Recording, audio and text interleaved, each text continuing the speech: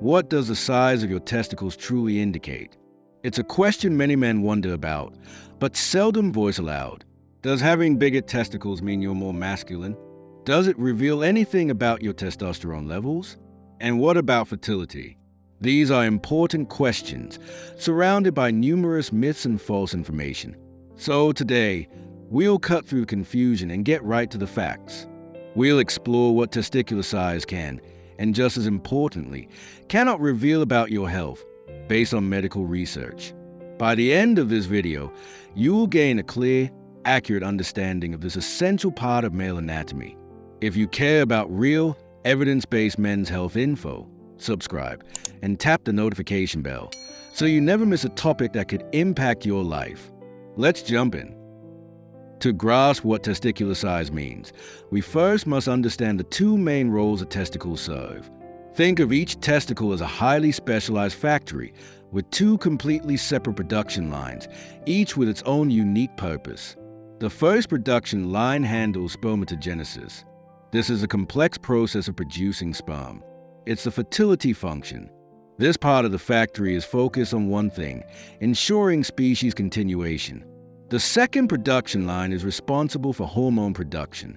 This is where the primary male hormone, testosterone, is generated. Testosterone influences everything from your libido and muscle mass to your bone strength and mood. These two functions happen within the same organ, but are performed by different types of cells and occupy very different amounts of space inside the testicle. This difference in space is absolutely crucial to understanding the connection between size, fertility, and hormones. Let's begin with the area where size matters most: fertility and sperm production. When discussing the size or volume of a testicle, what we're really referring to is the amount of internal machinery it holds. It turns out, roughly 95% of a testicle's volume consists of something called the seminiferous tubules. These tubules are the actual production lines, tiny coil tubes where sperm are formed and matured. The cells lining these tubules, called germ cells, are the raw materials that eventually become sperm. Because this sperm-producing machinery forms a vast majority of the testicle, there is a strong and direct link between testicular size and sperm production capacity. The analogy is straightforward. A larger factory has room for more assembly lines. More assembly lines lead to higher potential output. Similarly, a bigger testicle contains more seminiferous tubules and thus has the physical capacity to produce a greater amount of sperm. A smaller testicle, having less internal machinery, naturally has a reduced production capacity. This is not merely a theory. It's a basic principle in reproductive medicine. When a couple faces difficulties conceiving, and a urologist examines the male partner, one of the first things checked during the physical exam is testicular size and volume. Smaller than average testicles, a condition called testicular atrophy, can be a serious warning sign of sperm production problems. A classic medical example is varicocele. A varicocele is essentially a cluster of varicose veins in the scrotum. These veins can raise the temperature inside the testicle, creating a hostile environment for sperm production. Over time, this stress can cause the testicle to shrink or atrophy. When the testicle shrinks, it means the sperm-producing tubules are being harmed and shutting down. The result is a smaller testicle and often a reduced sperm count. If you're still with us, type 1 in the comments and hit the like button so we know you're engaged in learning. So, the first key takeaway is this: testicular size is a strong and medically relevant marker of your body's sperm production potential. Larger volume generally indicates a higher fertility capacity, while significantly smaller volume can be associated with lower sperm output.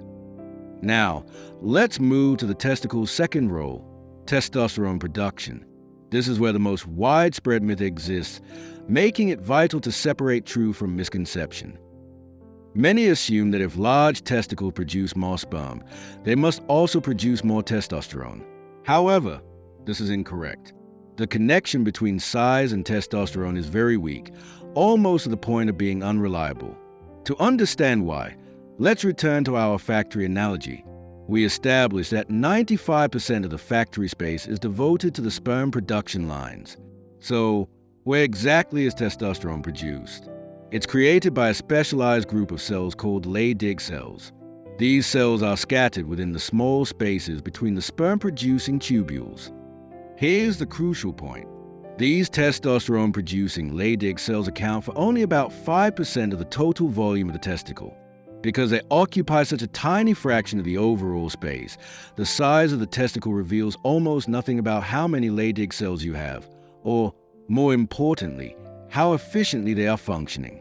You can have a very large testicle, packed with sperm-producing tubules, but have relatively few Leydig cells that aren't working well, resulting in low testosterone.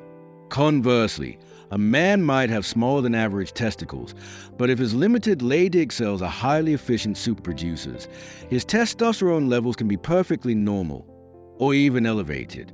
The efficiency of your Leydig cells is controlled by signals from the brain, not by the physical size of the organ they inhabit. It's about quality, not quantity of space. Now, I know when discussing topics like testosterone, libido, and sexual health, it raises concerns beyond just testicle size. What is the practical, bottom-line message you should take from all of this? Let's sum it all up. The relationship between testicular size and male health is complex. It's not about masculinity or any vague ideas. It concerns two specific biological functions. If your concern is fertility, then testicular size is indeed a relevant factor. The vast majority of the testicle's mass is dedicated to sperm production, so there's a direct link between volume and fertility potential.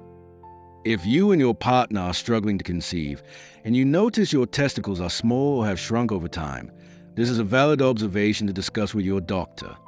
It's a physical clue that requires professional evaluation, usually starting with a semen analysis. However, if your concern is low testosterone, then you need to look elsewhere. Focusing on testicular size will only mislead you. The true indicators of low testosterone are the symptoms. These include persistent fatigue, a noticeable decline in your sex drive, difficulty maintaining erections, muscle mass loss, mood changes like depression.